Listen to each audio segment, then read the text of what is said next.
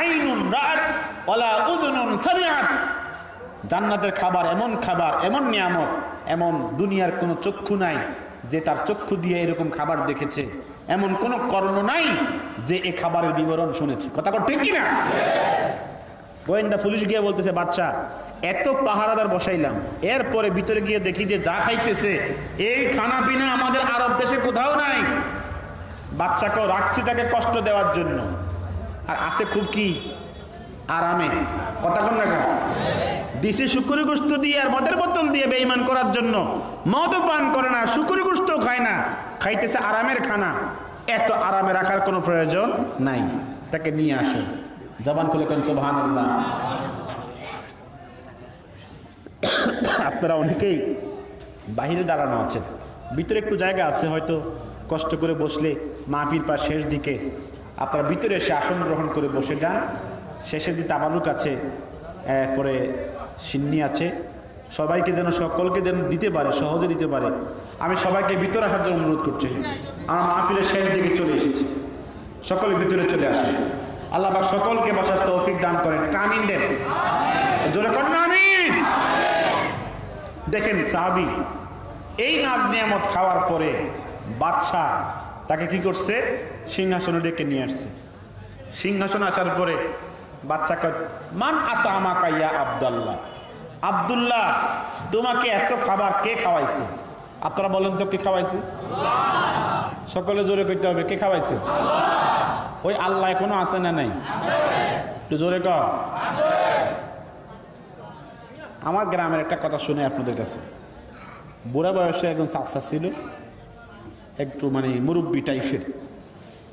পুরা বছর থাকি বাহিরে বাহিরে, রমজান মাসে বাড়িতে থাকি। তা আমাকে গ্রামবাসী যুবক শ্রেণীর লোকেরা বলতেছে, সালি সাহেব পুরা দেশেই তো ওয়াজ করো, নিজের দেশে যারা মুরব্বী টুরব্বী সুদ টুদ খায়, সুদ ঘুষ খায়, তো ওয়াজ করতে পারেন না? আমি তখন বললাম, কাকে ওয়াজ করতে হবে? তো ওই মুরব্বীকে দেখাই দিছে, এই মুরব্বী সুদ খায়। কি খায়? জোরে কন্যা কি খায়? আমার একটা মনে মনে সিদ্ধান্ত, এবছরই ওয়াজটা করবো। একদিন জোহর নামাজের পরে মুরব্বীকে পাইছি নিরালায়, বুঝছেন তো কি, গোপনে পাইছি, মসজিদে নামাজ পড়তেছে। আমি পেছনে গিয়ে বলতেছি, চাচা নামাজ কি শেষ? কহ শেষ। আমি বললাম যে কিছু কথা বলবো আপনার সাথে, এখন তো কেহ নাই, বললে কোনো সমস্যা হবে না, বসেন। চাচা একটা বুঝছি তো, আমাকে সুদের ওয়াজ করবে তুমি, মানে ওয়াজের আগেই বুঝে লাইছি। আমি তখন বললাম, আপনি বুঝলেন কেমনে? কয় তুমি তো গ্রামে আসলে তোমাকে কান ঝালাফালা করে ফেলে, যুবকেরা তোমাকে ধরে, আমি সুদ খাই, সুদ খাইয়া জীবন শেষ করে ফেলতেছি, এখন তুমি আমাকে হে ওয়াজটাইতে করবে নাকি? আমি তখন বললাম, হ্যাঁ চাচা আপনি যা বুঝছেন হেডাই, মারহাবা কর না। চাচা দেখলাম যে খুব রাগ হইতেছে। তা আমি তখন বললাম, চাচা যুবকেরা যে কয় এটাকে হেসা সত্য? তুমি কি কইবা কও, তুমি আমার কি শুনে বা শোনাও। আমার আব্বা আলেম এবং মাদ্রাসার প্রিন্সিপাল ছিল, এখন রিটায়ার হয়ে গেছেন। তোমার আব্বা ওয়াজ করে পারে নাই আমাকে, বুঝিনিও তুমি, তোমার আব্বা ওয়াজ করে পারছে না, আর তুমি আমাকে ওয়াজ করবে? হ্যাঁ, মানে বেটকি টেটকে দিয়া যা করার কর। বেটকি বোঝেননি, মানে তুচ্ছ তাচ্ছিল্য করার যা আছে। উনি জমি বিক্রি করছে 6 লক্ষ টাকা। এই 6 লক্ষ টাকা দিছে কি সুদে? 1 লক্ষ টাকায় 40,000 টাকা। 1 লক্ষ টাকা কত? 40। 6 লক্ষ টাকায় 2,40,000 টাকা লাভ। অফিস নাই, কারেন্টের বিল নেই, কোনো অফিসার নাই, কোনো কর্মচারী নেই, দোকানে বইয়া বইয়া কি করে? আলাপ করে আর চা খায়, আর সুদের টাকা গনে। তো 2,40,000 টাকা কি হবে? 1 বছরে লাভ হবে। পরের বছরে কি হবে? 6 লক্ষ যোগ 2,40,000 কত হয়েছে? 8,40,000। পরে আবার বলতেছে এবছর আমি টাকা নিতাম না, এই 8,40,000 টাকা কি দিলাম? তোদেরকে দিলাম, মানে লাভ করার জন্য। পরে এই 8,40,000 টাকা, প্রত্যেক লক্ষ টাকা কত? 40। কত হয় জানেন আপনারা? 4,40,000, 3,40,000। তো 3,40,000 যোগ 8,40,000 কত হইল? 11,80,000। 2 বছরে মোটামুটি 6 লক্ষ কি হয়ে গেছে? ডবল হয়ে গেছে। কথা কোনো কত হয়েছে? 11,80,000 টাকা পরের বছর দিয়ে সুদ দেওয়ার পরে এই 11,80,000 টাকা সুদ এসে 6 লক্ষ টাকা। এইভাবে করে তিনি এমনভাবে সুদ খাইতেছে, পরে আমারে বলতেছে শোনো আমার এগুলো সুদ খাওয়া হয় না, এগুলো ব্যবসা। এগুলো কি ব্যবসা? মানে এগুলো হচ্ছে জায়েজ। আমারে এখন বলতেছে শোনো তুমি কেমনে আমাকে ওয়াজ করবা, হে যোগ্য তোমার নাই, আমি তোমার একটু বুঝাই, আমার টাকাটি কেমনে জায়েজ হয় তোকে বুঝাই দিই। উল্টা আমাকে ওয়াজ শুরু করছে। আমি তখন বললাম ঠিক আছে আপনি বুঝান, কেমনে আপনি খান আমাকে বুঝান। পরে বলতেছে দেখ তোর ছেলে বিদেশ যাবে, তোর কাছে টাকা নাই। কি নাই? টাকা নাই। তুই আইসিস আমার কাছে 3 লক্ষ টাকা নেওয়ার জন্য। আমি তখন বললাম ঠিক আছে 3 লক্ষ টাকা নিবা, দাও। তোমার জমি জমা আসেনি, আমাকে 3 কানি জমি দাও। কয় কানি জমি? তো তুমি আমাকে 3 কানি জমি দিছ বন্ধক হিসাবে। এদিকে কি বলে? বন্ধক বলেনি, বন্ধক মানে তিন মানে 1 বছর ভাড়া থাকবে। জমিটা কি থাকবে? ভাড়া থাকবে। এই ভাড়া বাবদ বন্ধক হিসাবে এই 1 কানির জায়গা যে পরিমাণ টাকা বন্ধক দেওয়া হয় এই টাকাটা নিবে। আমারা বুঝাইতেছে দেখো আমি তোমাকে 3 লক্ষ টাকা দিলাম, আর তোমার থেকে আমি 3 কানি জমি কি করলাম? বন্ধক নিলাম। আমারে কয় বলো তো মুহাদ্দিস সাহেব, 3 কানি জমি যে তোমার থেকে বন্ধক নিলাম, 3 লক্ষ টাকা তোমাকে দিলাম, এটা কি জায়েজ? আমি তখন বলতে বাধ্য হয়েছি জায়েজ, কারণ জমির বিনিময়ে টাকা নেওয়া বন্ধক হিসেবে তো জায়েজ। কথা কোন না জায়েজ না? উনি আমাকে 3 লক্ষ টাকা দিল, আর আমি ওনাকে 3 কানি জমি দিলাম বন্ধক হিসেবে। পরে উনি কি দেখেন কি যুক্তি দিতেছে। পরে বলতেছে যেহেতু আমার কোনো লোকজন নাই চাষাবাদ করার জন্য, তোমার জমি 3 কানি আমি তোমাকে আবার কি করলাম? দিয়ে দিলাম। আমার তো লোকজন নাই চাষাবাদ করার জন্য, তুমি কি করলা? তোমার এই 3 কানি জমি তুমি কি করলা? চাষাবাদ করলা 1 বছর। তো এই জমিটা আমি চাষাবাদ করতাম, ক্ষেত করলে আমি ধান পাইতাম, এই পাইতাম সে পাইতাম, আমারই লাভ হইতো। তুমি যেহেতু আমার জমিগুলো এখন তুমি কি করবা? 1 বছর চাষ করবা, এ ভাড়া হিসেবে প্রত্যেক কানি 40,000 টাকা। প্রত্যেক কানি কত? 40,000 টাকা ভাড়া। তো 3 কানি ভাড়া কত হয়? 1,20,000 টাকা। তুমি আমাকে এই 1,20,000 টাকা জমির ভাড়া হিসাবে কি করবা? আগামীতে দিবা। তা আমারে কয় তো তোমার কাছে যে আমি জমিটা ভাড়া দিয়ে দিলাম এটা কি নাজায়েজ হবে নাকি? আচ্ছা না, নাজায়েজ হবে না, জায়েজ হবে। আমি কত ঠিক আছে বসে। ওনাকে বসাইয়া আবুল হোসেন নামে একজন লোকের উনি 2 লক্ষ টাকা দিছে। এই বেড়ার মানে এক ডিসিম জমিও নাই।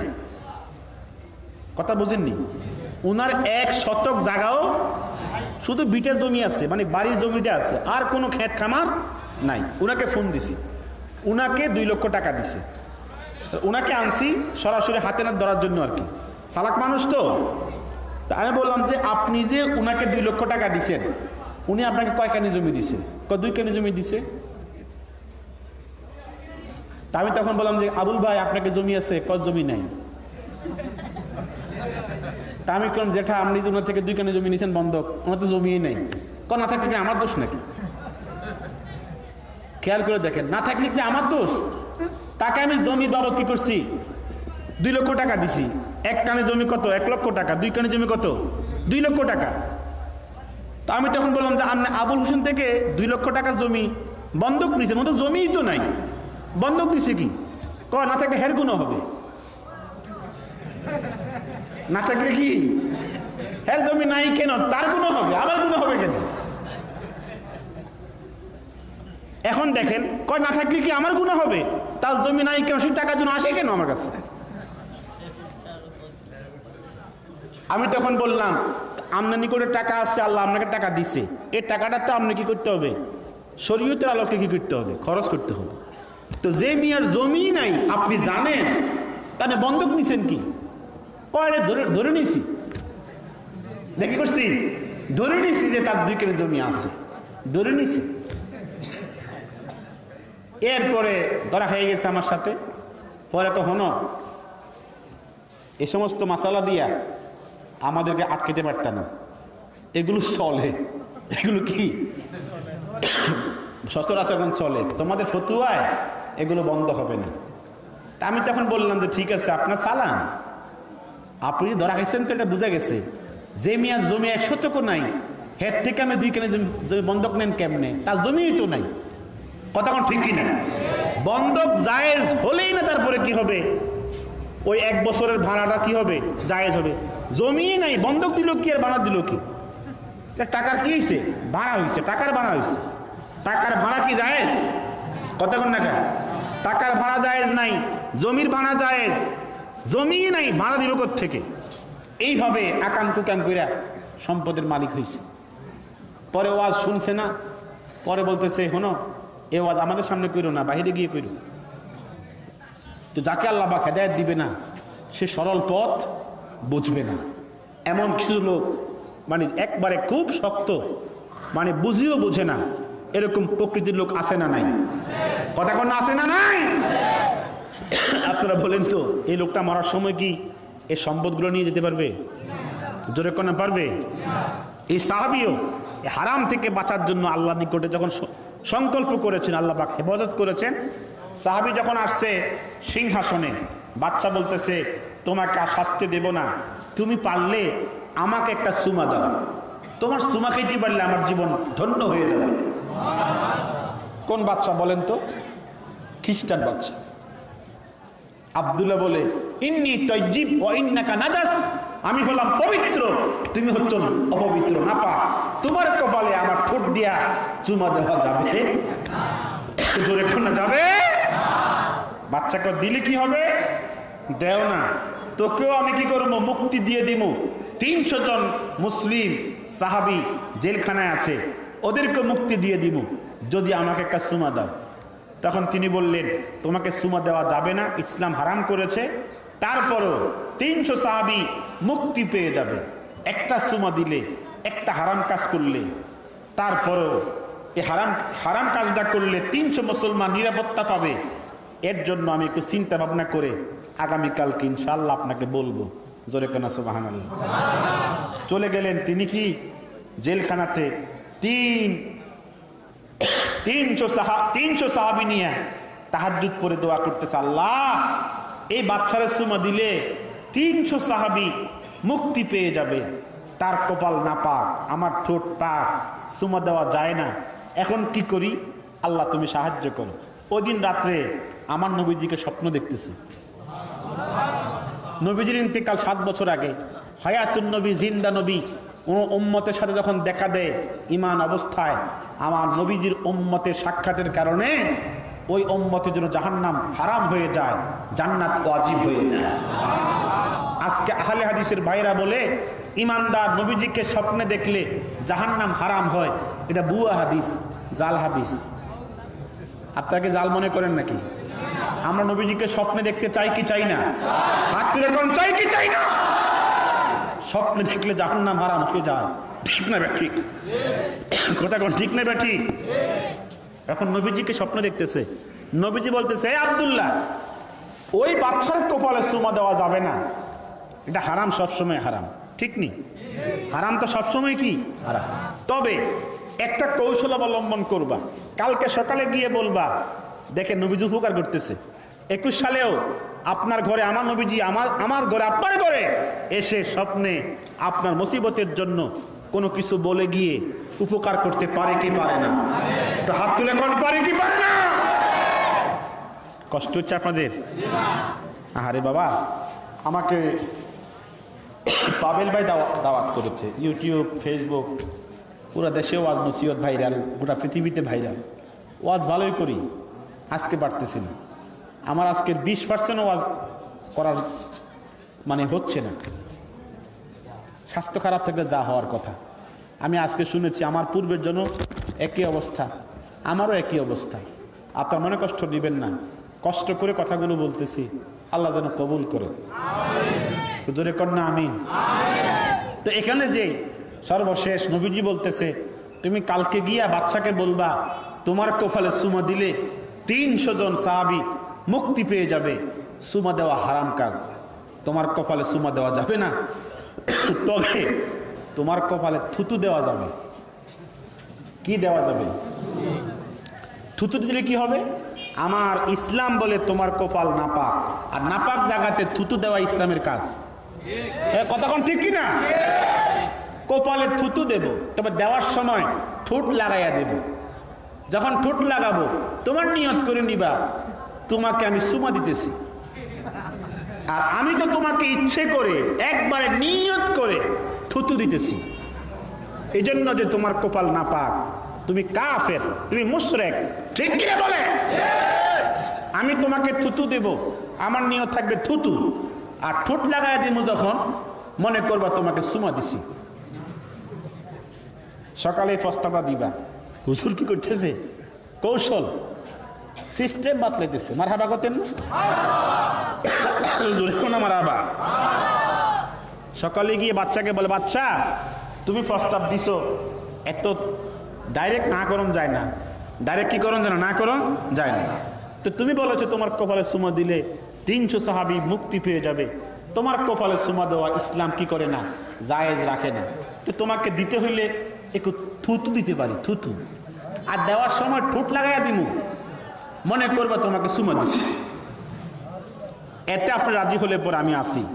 তুমি থুতু দেওয়ার কাজ দাও, তোমার ঠোঁট আমার কপালে আসলে মারহাবা কইতেন না আপনি? বাচ্চা কইতেছে তুমি থুতু দাও আর কাজ দাও, যেটাই দাও তোমার ঠোঁট আমার কপালে আসলে জবান খুলে কেন? সুবহানাল্লাহ।